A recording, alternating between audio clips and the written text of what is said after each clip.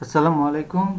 CSS এর দ্বিতীয় ক্লাসে সবাইকে স্বাগতম জানাচ্ছি। আজকে আমরা এই ক্লাসে যে টপিকসটা নিয়ে আলোচনা করব সেটা হলো লিস্ট প্রপার্টি। তো সবার প্রথমে আমাদের যেটা জানা দরকার যে আপনারা এইচটিএমএল এ দেখে এসেছেন যে আমরা ওয়েবসাইটে আসলে কিভাবে লিস্ট তৈরি করতে পারি, এবং এটাও দেখেছেন যে ওয়েবসাইটে আমরা দুই ধরনের লিস্ট তৈরি করি, একটা হচ্ছে অর্ডার লিস্ট আর একটা হলো আনঅর্ডার লিস্ট। তো রিয়েল টাইম প্রজেক্টে অর্ডার লিস্টের ব্যবহার অ্যাকচুয়ালি খুবই কম। ম্যাক্সিমাম টাইমে আমাদের যে বিষয়টা লাগবে সেটা হলো আনঅর্ডার লিস্ট।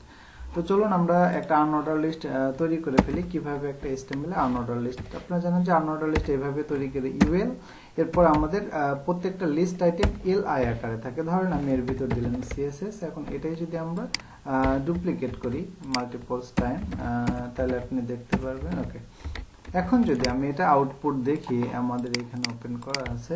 ওকে, দেখেন এইভাবে চলে আসছে।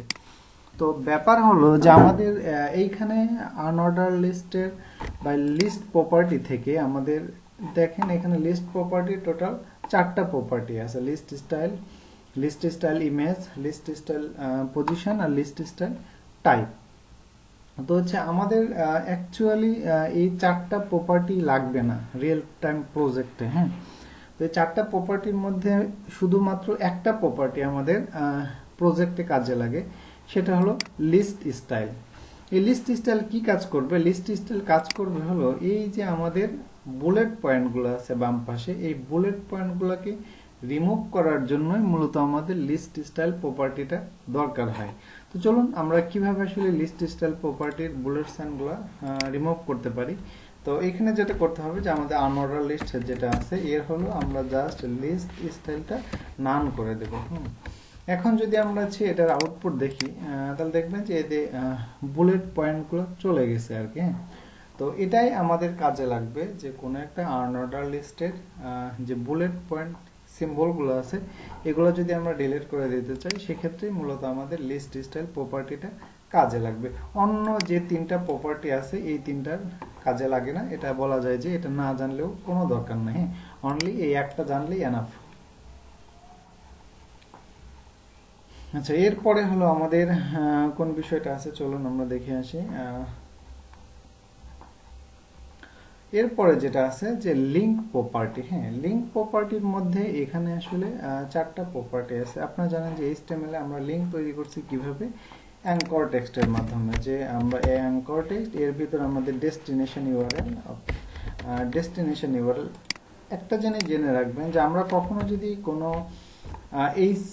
এইচআরইএফ মানে হাইপার টেক্সট রেফারেন্স, অর্থাৎ কোথায় আমি এখানে যে লেখাটা হবে, অর্থাৎ আমি যদি এখানে দিই যে গুগল দিলাম, তাহলে গুগলে আমি ক্লিক করলে কোথায় যাবে সেটা হলো আমরা এখানে লিখে দিচ্ছি। হ্যাঁ, তো অ্যাকচুয়ালি যখন আপনি চাচ্ছেন যে ডেমো প্র্যাকটিস করার জন্য বাট এইখানে কোনো লিঙ্ক দিতে চাচ্ছেন না, তখন জাস্ট একটা হ্যাশ সিম্বল দিয়ে রাখতে হবে। যেমন হ্যাশ দিলে কি সুবিধাটা আপনি পাবেন, আপনি যদি এখানে দেখেন তাহলে এই পেজেই আপনি থাকবেন। হ্যাঁ, কোনো প্রবলেম হবে না। কিন্তু বাট আপনি যদি হ্যাশ ছাড়া অন্য যে কোনো সিম্বল দেন, দেখেন আপনাকে একটু দেখাচ্ছি, সেটা কিন্তু দেখেন file not found, access denied, এই টাইপের থ্রো করবে। তো অ্যাকচুয়ালি এখানে আমাদের অলওয়েজ বেস্ট প্র্যাকটিস হলো আপনি যদি কোনো লিঙ্ক না দেন তাহলে এখানে অলওয়েজ একটা হ্যাশ সিম্বল দিয়ে রাখতে হবে। আচ্ছা, এখন যে বিষয়টাতে আসি সেটা হলো, ব্যাকে যাই আমি একটু বার। ওকে, এখন হলো এইখানে যে প্রপার্টি আছে এই প্রপার্টিটার মধ্যে মোটামুটি হোভার প্রপার্টিটা সবচেয়ে আমাদের বেশি লাগবে। হ্যাঁ, হোভার প্রপার্টিটা বেশি লাগবে বলতে হোভার মানে মাউস হোভার করলে কি হবে। তো চলুন আমরা প্র্যাকটিক্যালি দেখে আসি কিভাবে বিষয়টা কাজ করব। অর্থাৎ দিবেন, তারপরে আমাদের ক্লোন দিয়ে দিতে হবে হোভার। হোভার দিলে অর্থাৎ ট্যাগকে যদি আমরা হোভার করি তাহলে এখানে কি হবে, আমি যদি দেই যে এটা হলো কালার দিলাম হলো রেড, এবং সাইজ দেয় একটা যে ফন্ট সাইজ দিলাম হলো 32 পিক্সেলস। এখন যদি আপনি এটা দেখেন আমি যখন হোভার করলাম এবং কালারটা রেড হয়ে গেল এবং সাইজটা কিন্তু বড় হয়ে গেল, যেটা অলরেডি আমরা এখানে ডিক্লেয়ার করে দিয়েছি আর কি। হ্যাঁ, তো এটাই হলো মূলত আসলে হোভার প্রপার্টির কাজ। আর অন্যান্য যে প্রপার্টিগুলো আছে, যে লিঙ্ক, ভিজিটেড, অ্যাক্টিভ, এগুলো আপাতত দরকার হবে না। যখন দরকার হবে তখন আমরা এটা শিখে নেব আর কি। আহামরি এগুলো কিছু না আর কি। হ্যাঁ, তো এরপরে কোন প্রপার্টিটা আছে চলেন আমরা দেখি। Background property. আচ্ছা, সিএসএস এর মধ্যে সবচেয়ে ইম্পর্টেন্ট যে প্রপার্টি সেটাই হলো মূলত ব্যাকগ্রাউন্ড প্রপার্টি। তো ব্যাকগ্রাউন্ড প্রপার্টি করার জন্য আমরা দেখি ব্যাকগ্রাউন্ড প্রপার্টিতে আমাদের কয়টা প্রপার্টি রয়েছে, টোটাল 6টা প্রপার্টি। এর বাইরেও আরো কিছু ব্যাকগ্রাউন্ড প্রপার্টি রয়েছে। তো ব্যাকগ্রাউন্ডের মাধ্যমে আসলে কি করা হয়, কোনো একটা সেকশনের অথবা টোটাল বডির পিছনে একটা ব্যাকগ্রাউন্ড দেওয়া হয়। তো চলেন আমরা একটা ব্যাকগ্রাউন্ডের জন্য একটা ছবি নিয়ে আসি। ব্যাকগ্রাউন্ডে অনেক সময় আমাদের প্যাটার্ন ইমেজ লাগে, প্যাটার্ন ইমেজ। আপনি গুগল যদি সার্চ করেন প্যাটার্ন ইমেজ, এই যে এই টাইপের অনেকগুলো আমরা প্যাটার্ন ইমেজ পাইতে পারি আর কি। হ্যাঁ, তো চলুন যে এখান থেকে আমরা যে কোনো একটা প্যাটার্ন ইমেজ নিয়ে নিলেই হবে আর কি। এটা দেখি কি অবস্থা, প্যাটার্ন ইমেজ। এই যে, আচ্ছা প্যাটার্ন ইমেজগুলো এত বড় হয় না আসলে। আচ্ছা এটাই নিয়ে নিচ্ছি আপাতত, দেখি কি অবস্থা হয়। আমাদের ডেস্কটপে ছিল ফোল্ডারটা সিএসএস, আমরা একটু ধরেন আমি দিলাম হচ্ছে এবিসি, এটা জেপিজি ফরম্যাটে আছে। তো চলেন আমরা একটা কাজ করি, যে আমাদের টোটাল বডির পিছনে আমরা, অর্থাৎ আমাদের যে বডি আছে এই বডির পিছনে আমি একটা ব্যাকগ্রাউন্ড ইউজ করি। তো ব্যাকগ্রাউন্ড ইউজ করার জন্য আচ্ছা প্রথমে একটা দেখাই যে ব্যাকগ্রাউন্ড যদি আমি রেড লিখি তাহলে দেখবেন যে আমাদের কিন্তু এই টোটাল ব্যাকগ্রাউন্ডটা হলো রেড হয়ে গেছে। হ্যাঁ, এটা কালারও দিতে পারি, আবার ইচ্ছা করলে আমরা যেটা করতে পারি সেটা হলো এই ব্যাকগ্রাউন্ডে আমরা একটা ছবি ইউজ করতে পারি। আমি যদি লিখি ইউআরএলস, এই ইউআরএল এর মধ্যে আমাদের ছবির লোকেশনটা দিয়ে দিতে হবে আর কি। তো ছবির লোকেশনটা আসলে কোথায় একটু দেখতে হবে, যে আমাদের এখানে যে ছবিটা কোথায় আছে, দেখেন সিএসএস ফাইলটা যেখানে আছে ছবিটা ওখানেই আছে। সো তাহলে এখানে জাস্ট হলো আমরা ছবির নামটা দিয়ে দিলেই হবে abc.jpg। আচ্ছা এখন যদি আমরা এটা দেখি, আমাদের এটা দেখেন পুরা ব্যাকগ্রাউন্ডে কিন্তু ছবিটা চলে আসছে, কিন্তু ছবিটা কিন্তু রিপিট হয়েছে, যা অর্থাৎ ছবিটা তো চলে এই পর্যন্ত, দেখেন এই পর্যন্ত, তারপর আরেকটা এইভাবে আসছে। এটা বোঝার জন্য আমরা একটা কাজ করি, ব্যাকগ্রাউন্ডের আরেকটা প্রপার্টি আছে ব্যাকগ্রাউন্ড রিপিট। আমি যদি এখানে নো রিপিট দেই তাহলে একটু খেয়াল করেন, দেখেন যে একটা ছবি অর্থাৎ কোনো রিপিট হয়নি। আর আপনি যদি এখানে একটা প্রপার্টি ইউজ করেন যে রিপিট এক্স, অর্থাৎ শুধুমাত্র এক্স অক্ষ বরাবর, দেখেন শুধুমাত্র এক্স অক্ষ বরাবর এই ইমেজটা রিপিট হয়েছে। হ্যাঁ, আবার যদি এখানে ওয়াই দেন, হ্যাঁ তাহলে দেখবেন যে শুধুমাত্র ইমেজটা ওয়াই অক্ষ বরাবর রিপিট হয়েছে। হ্যাঁ, আচ্ছা এটাই ছিল রিপিটের কাজ। তো বাই ডিফল্ট হিসেবে কি থাকে, বাই ডিফল্ট হিসেবে কিন্তু থাকে হলো রিপিট। আর আপনি যদি রিপিট না করতে চান তাহলে নো রিপিট, যদি এক্স অক্ষ বরাবর করতে চান তাহলে রিপিট এক্স, আর ওয়াই অক্ষ বরাবর করতে গেলে repeat Y. That's it. Okay, তারপরে চলেন আমরা এখান থেকে দেখে আসি যে ব্যাকগ্রাউন্ড, আচ্ছা আরেকটা জিনিস যে ব্যাকগ্রাউন্ড অ্যাটাচমেন্ট ফিক্সড। আচ্ছা এটা পরে আসি আপাতত। ব্যাকগ্রাউন্ড, আচ্ছা এটাই করি আপাতত। ব্যাকগ্রাউন্ড অ্যাটাচমেন্ট ফিক্সড, তার জন্য আমাদের যে কাজটা করতে হবে, ধরেন আমি এইখানে একটা প্যারাগ্রাফ নিচ্ছি, লরেম ধরেন 300, মানে একটা বড় একটা প্যারাগ্রাফ নিলাম। হ্যাঁ, এবং এই প্যারাগ্রাফটা আমি একটা কাজ করি, প্যারাগ্রাফের একটা দেই, আমি একটা উইডথ দেই, হাইট দেওয়ার দরকার নাই, উইডথ দিলাম হলো হচ্ছে 300 পিক্সেল, আর একটা ব্যাকগ্রাউন্ডের ধরেন যে একটা কালার দিলাম। এখন যদি ধরেন একটা হাইট আমরা দিয়ে দিই, হাইট দিই অটো, অর্থাৎ আমাদের যতটুকু কন্টেন্ট আছে ততটুকুই হাইট হবে। এখন যদি আপনি এটা দেখেন, ওকে আচ্ছা আমরা মনে হয় HTML-টাকে সেভ করে নিই, যার কারণে এটা আউট। ওকে, এবার দেখেন যে যতটুকু আমাদের কন্টেন্ট ততটুকু হচ্ছে হাইট, এটা হাইট অটো। এবার একটা জিনিস লক্ষ্য করেন যে আমরা যখন মাউস স্ক্রল করছি তখন কিন্তু আমাদের ব্যাকগ্রাউন্ডটাও মুভ করছে এবং আমাদের কন্টেন্টটাও মুভ করছে, কিন্তু আপনি চাইলে আপনার ব্যাকগ্রাউন্ডটাকে ফিক্সড করে ফেলতে পারেন, যে অর্থাৎ ব্যাকগ্রাউন্ডটা নড়বে না, শুধুমাত্র কন্টেন্টটা নড়বে। কিভাবে করবেন সেটা হলো জাস্ট এই বডিতে যদি আমরা বলে দিই ব্যাকগ্রাউন্ড অ্যাটাচমেন্ট, যদি আমরা ফিক্সড করে দেই, অর্থাৎ আমাদের ব্যাকগ্রাউন্ডটা নড়বে না। এখন যদি আপনি দেখেন যে সিম্পলি দেখেন যে আমাদের শুধুমাত্র কিন্তু কন্টেন্টটা মুভ করতেছে, বাট আমাদের যে ব্যাকগ্রাউন্ডটা আছে ব্যাকগ্রাউন্ডটা কিন্তু ফিক্সড থাকতেছে। তো এই কাজটা করা হয় হলো ব্যাকগ্রাউন্ড অ্যাটাচমেন্টের মাধ্যমে। হ্যাঁ, আচ্ছা আরেকটা কাজ হলো ব্যাকগ্রাউন্ড কালার। আচ্ছা এইখানে একটা জিনিস বোঝার আছে, সেটা হলো যে আপনি যদি ব্যাকগ্রাউন্ড কালার এইখানেও যদি আপনি রেড দেন এটাও কাজ করবে, আবার শুধুমাত্র এই কালারটা যদি আপনি এই ব্যাকগ্রাউন্ডের মধ্যে দেন তাইলেও কাজ করবে। অর্থাৎ যে বিষয়টা হয় এখানে যে এই যে ব্যাকগ্রাউন্ডের দেখবেন এখানে 6টা প্রপার্টি আছে, হ্যাঁ, এই শুধুমাত্র এই ব্যাকগ্রাউন্ডটার মধ্যে আমরা যেটা করতে পারি এই ব্যাকগ্রাউন্ডের মাধ্যমেই অ্যাট এ টাইমে আমরা এই 5টা প্রপার্টিকে ডিক্লারেশন করে দিতে পারি। এইখানে একটা এক্সাম্পল আছে, দেখেন যে ব্যাকগ্রাউন্ড, তারপরে প্রথমে একটা কালার দেওয়া হয়েছে, তাহলে এটা হলো ব্যাকগ্রাউন্ড কালার, তারপরে ব্যাকগ্রাউন্ড ইমেজ, তারপরে ব্যাকগ্রাউন্ড হচ্ছে রিপিট, তারপরে ব্যাকগ্রাউন্ড অ্যাটাচমেন্ট, তারপরে হলো ব্যাকগ্রাউন্ড পজিশন। অর্থাৎ এটাকে বলা হলো background short hand property. Short hand property মানে হলো যে এই ব্যাকগ্রাউন্ডের অন্য যতগুলো প্রপার্টি আছে একবারে শর্টকাটে হলো এই একটা ব্যাকগ্রাউন্ডের মাধ্যমে লেখা যায়। যেমন সিম্পলি আপনি দেখতে পারতেছেন, আমরা যদি এখানে লিখতাম যে ব্যাকগ্রাউন্ড কালার, এভাবেও লিখলেও যা হইতো, আবার আপনি যদি সিম্পলি শুধু ব্যাকগ্রাউন্ড দিয়ে রেড দেন তাহলে এটাই কিন্তু আপনার ব্রাউজার ঠিকঠাক বুঝে ফেলতে পারতো যে এটাই মূলত আমাদের ব্যাকগ্রাউন্ডকে কালার হিসেবে ইউজ করতে হবে আর কি, এটাই আর কি। ওকে, তাহলে ব্যাকগ্রাউন্ড কালার গেল, তারপরে আমাদের কি প্রপার্টি আছে দেখেন যে ব্যাকগ্রাউন্ড অ্যাটাচমেন্ট গেছে, ব্যাকগ্রাউন্ড কালার হয়ে গেছে, ব্যাকগ্রাউন্ড ইমেজও হয়ে গেছে। এবার হলো ব্যাকগ্রাউন্ড পজিশন, অর্থাৎ আমরা ব্যাকগ্রাউন্ডটাকে কোথায় রাখতে চাই। হ্যাঁ, সিম্পল ধরেন সেক্ষেত্রে আমাদের কিন্তু একটা ব্যাকগ্রাউন্ড পজিশন যদি দিতে চাই সেক্ষেত্রে আমাদের কিন্তু এটা রিপিট করা যাবে না, এটা হলো নো রিপিট করতে হবে। কেন নো রিপিট করতে হবে দেখেন, আমি দেখাচ্ছি যে আমি দিলাম হলো ব্যাকগ্রাউন্ড পজিশন। হ্যাঁ, ব্যাকগ্রাউন্ড পজিশন দিলাম হলো টপ, আর এইখানে দিলাম হলো সেন্টার, সেন্টার। এবার আগে আউটপুটটা দেখেন তারপরে বলতেছি আর কি।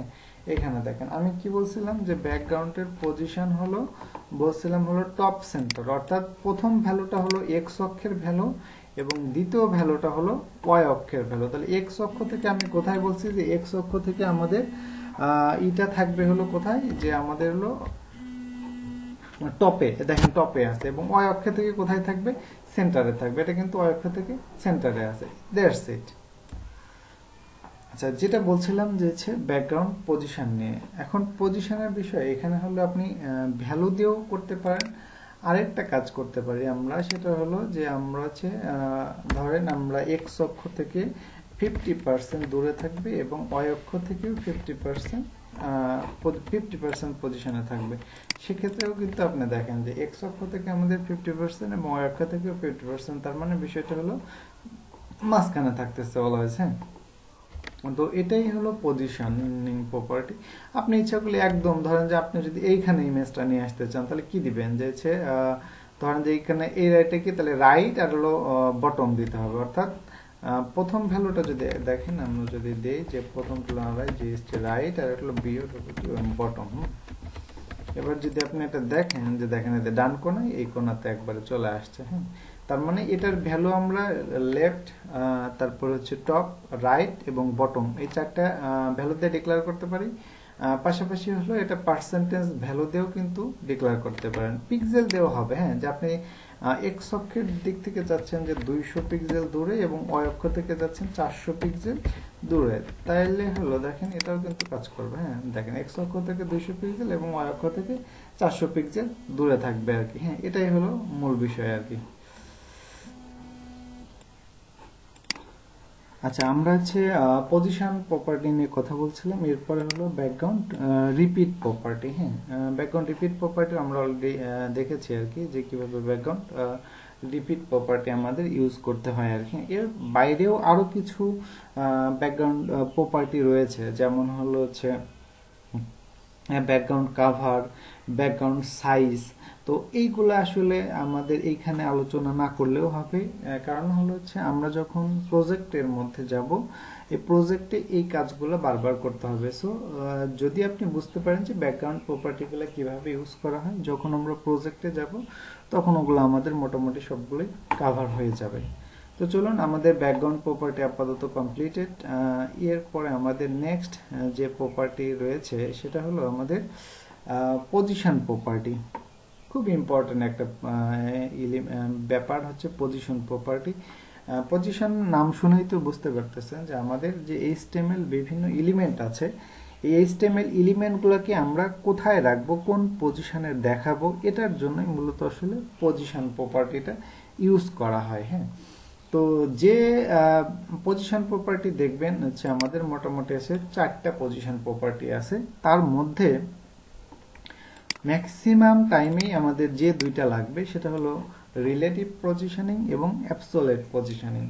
স্ট্যাটিক পজিশনিং আসলে কখনোই লাগবে না, আর ফিক্সড পজিশনিংটা শুধুমাত্র 2-1বার লাগতে পারে। যেমন হলো একটু বলি যে আমরা অনেক ওয়েবসাইটে দেখবেন যে এইখানে একটা বাটন আছে, এটাকে বলে top to left, bottom to top, অর্থাৎ আপনি এইখানে ক্লিক করে কোনো একটা ওয়েবসাইটের একদম টপে চলে যেতে পারবেন। হ্যাঁ, তো যেমন কিরকম বিষয়টা আমি একটা উদাহরণের সাহায্যে দেখাচ্ছি আপনাকে। ধরেন আমি এইখানে একটা বাটন নিলাম, হ্যাঁ, যে এইচআরএফ, আর এইখানে দিলাম হলো আপনার ধরেন এভাবে দিলাম যে গো টু টপ। এখন যদি আমি এটাকে একটু স্টাইল করতে চাই, হ্যাঁ,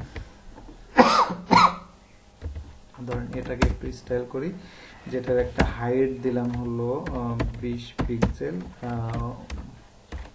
উইডথ দিলাম হলো আপনার 100 পিক্সেল, এবং হচ্ছে ব্যাকগ্রাউন্ড দিলাম হলো ধরেন রেডই দিলাম, আর এটার হচ্ছে কালার তো সাদাই আছে, মানে ফন্ট কালারটা আর কি।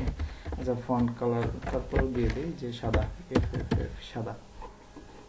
আচ্ছা, এবার দেখেন আমি যদি পজিশন দেই ফিক্সড, এবং হচ্ছে আমি বলে দিই এটা কোথায় থাকবে, যে হচ্ছে আমাদের রাইটের 0, অর্থাৎ ডান পাশ থেকে 0 পজিশনিং থাকবে, এবং আপনার বটম থেকেও আমাদের 0 পজিশনিং থাকবে। হ্যাঁ, এখন যদি আমরা এটা দেখি তাহলে দেখেন এই যে এই পাশে একটা বাটন আছে, এদের আমরা একটা প্যাডিং দিয়ে দিই। সবগুলো প্রপার্টি হয়তো আপনি বুঝতে পারতেছেন না, বাট এটা আপনি আমাদের ক্লিয়ার হয়ে যাবে। প্যাডিং চতুর্দিকে আমি ধরেন যে আপাতত 50 পিক্সেল দিলাম, সরি ভুল জায়গায় হয়েছে।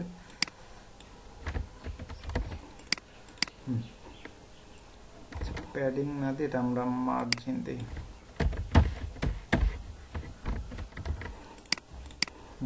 এই যে এখানে একটা বাটন চলে আসছে আর কি। তো এটা দেখেন আপনি মাউস স্ক্রল যাই করেন, এটার কিন্তু এর পজিশন হলো ফিক্সড। আমরা কি বলছিলাম যে হচ্ছে আপনার রাইট থেকে হচ্ছে 0 থাকবে, এবং বটম থেকে আমাদের 0 পজিশন থাকবে। আর চতুর্পাশে আসলে এই গ্যাপটা তৈরি হয়েছে কারণ হলো মার্জিন মানে হলে বাইরের জায়গাটা আমরা 50 পিক্সেল দিচ্ছি। দেখেন আমি যদি সিম্পলি মার্জিনটা রিমুভ করে দেই, তাহলে দেখবেন যে রাইট থেকে 0 পজিশন এবং বটম থেকে 0 পজিশন এবং ফিক্সড। আপনি যতই মাউস ঘোরান, কন্টেন্ট ঘোরান, কিন্তু এর জায়গাতে অটল থাকবে আর কি। তো এটাই হলো মূলত আসলে পজিশনিং ফিক্সড।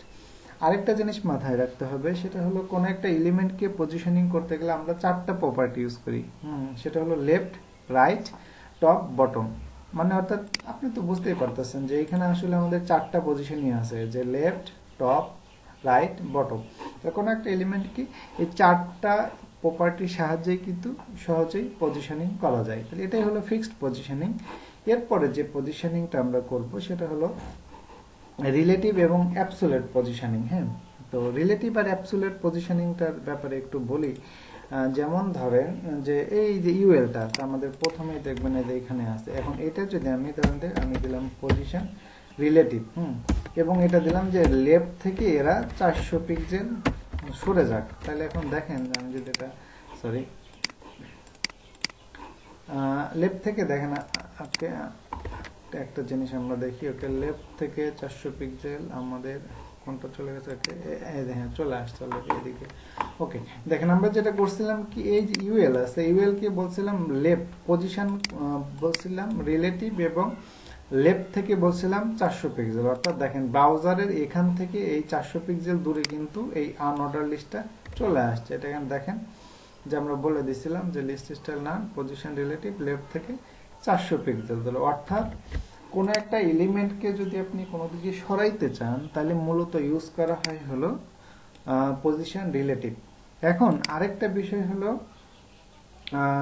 কোন একটা ডিভের মধ্যে বা কোন একটা এলিমেন্টের ভিতরের যদি আরেকটা এলিমেন্টকে, সিম্পলি আমি একটা দেখাচ্ছি। ধরেন যে এই যে আমাদের প্যারাগ্রাফটা আছে, প্যারাগ্রাফটাকে আমি আপাতত একটা কাজ করি, এটাকে আমি ধরেন কন্ট্রোল যদি কাট করে আমি একটা ডিভ নেই, হ্যাঁ আপনি তো ডিভ বিষয়ে আপনারা জানেন। ডিভ নিয়ে এর ভিতরে হলো প্রথমে আমি একটা এইচ অন দিলাম, যে লরেন 4 দিলাম, হ্যাঁ এর ভিতরে হলো আমরা প্যারাগ্রাফটাকে পেস্ট করে দিলাম। তাহলে বিষয়টা হলো কি, যে আমাদের একটা ডিভের মধ্যে এইচ অনও থাকলো, পিও থাকলো। তো আমাদের একটা কাজ করি, যে এই ডিভটাকে দিয়ে আমরা এই প্যারাগ্রাফটা এখানে যেখানে ছিল এটা ডিভ করে দিলাম, কারণ হলো যাতে হলো এখন দেখেন আমরা যদি দেখি এই তাহলে তখন হলো এটা প্যারাগ্রাফের স্টাইল করছে, এখন এটা ডিভ, তাহলে ডিভের মধ্যে একটা হেডিং আছে এবং একটা প্যারাগ্রাফ আছে। এখন দেখেন আমরা যদি এই ডিভের মধ্যে ধরেন এই হেডিংটাকে বিভিন্ন পজিশনে নিয়ে যেতে চাই, হ্যাঁ তাহলে আমাদের যেটা করতে হবে, কোন একটা ডিভের মধ্যে কোন একটা এলিমেন্টকে যদি আপনি সরাইতে চান, তাহলে যেটা প্যারেন্ট এলিমেন্ট তাকে হলো করতে হবে পজিশন রিলেটিভ, পজিশন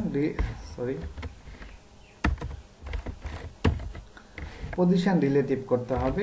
আর যাকে ধরেন আমি কি এই ডিভের ভিতর দেখেন ডিভ হলো আমাদের প্যারেন্ট, তাহলে অলওয়েজ এই প্যারেন্টের মধ্যে আমি কাকে সরাইতে চাই, এইচ অনকে সরাইতে চাই। তাহলে আমি এখানে দিলাম যে আমাদের ডিভের মাঝখানে যে এইচ অন আছে, তাহলে একে যদি সরাইতে চাই তাহলে এর দিতে হবে কি পজিশন অ্যাবসোলিউট। তাহলে একটা জিনিস খালি একটু মাথায় রাখবেন, তাহলে এই বিষয়টা ক্লিয়ার হয়ে যাবে। সেটা হলো যে কোন একটা এলিমেন্টকে আমরা কাকে সরাইতে চাচ্ছি, এইচ অনকে, তাহলে এইচ অনের প্যারেন্ট কে ডিভ, তাহলে যে প্যারেন্ট তাকে করতে হবে অলওয়েজ পজিশন রিলেটিভ। আর হলো যাকে সরাইতে চাই তাকে করতে হবে পজিশন অ্যাবসোলিউট। তাহলে কোথায়, এখন দেখেন প্রথমে বলে নিলাম অ্যাবসোলিউট, এবার হচ্ছে কোথায় সরাইতে চাই, আমি ধরেন বিও ডবল টি আমি দিলাম বটম 0, অর্থাৎ একদম একে নিচে নিয়ে যেতে চাই। এবার যদি আপনারা এটা দেখেন একদম নিচে চলে আসছে কিন্তু এই এলিমেন্ট, হ্যাঁ তাহলে অর্থাৎ তাইলে মূল ফান্ডামেন্টাল বিষয়টা হলো যে আপনার, আবারও বলছি যে প্যারেন্ট ডিভটাকে রিলেটিভ করতে হবে এবং যাকে সরাইতে চাই তাকে অ্যাবসোলিউট করতে হবে, আর কোথায় সরাইতে চাই সেটা লিখতে হবে। দেখুন আপনি যদি এরকম দেন যে আচ্ছা আমি বটম দিলাম না, ধরেন আমি চাচ্ছি যে একে লেফট থেকে 10 পিক্সেল বা আছে আর একটু বেশি দিই, যে লেফট থেকে হয়তো 60 পিক্সেল লেফট থেকে 60 পিক্সেল সরাইতে চাই। এবার যদি আপনি দেখেন লেফট থেকে কিন্তু 50 পিক্সেল এটা সরে আসছে, এইখানে চলে আসছে, হ্যাঁ তো এটাই হলো ফান্ডামেন্টাল বিষয়। এটা হলো আরো আমরা যখন রিয়েল টাইমে প্রজেক্টে চলে যাব তখন এগুলার ব্যবহার অনেক হবে এবং তখন আপনি এই বিষয়গুলো আরো এ টু জেড ক্লিয়ার হতে পারবেন। তো খালি একটাই মনে রাখেন যে প্যারেন্টকে রিলেটিভ করতে হবে আর যাকে সরাইতে চাই তাকে অ্যাবসোলিউট করতে হবে। That's it. তাহলে আজকে এ পর্যন্তই, আপনারা এতটুকু প্র্যাকটিস করেন, নেক্সট ক্লাসে আবার দেখা হবে। আল্লাহ হাফিজ।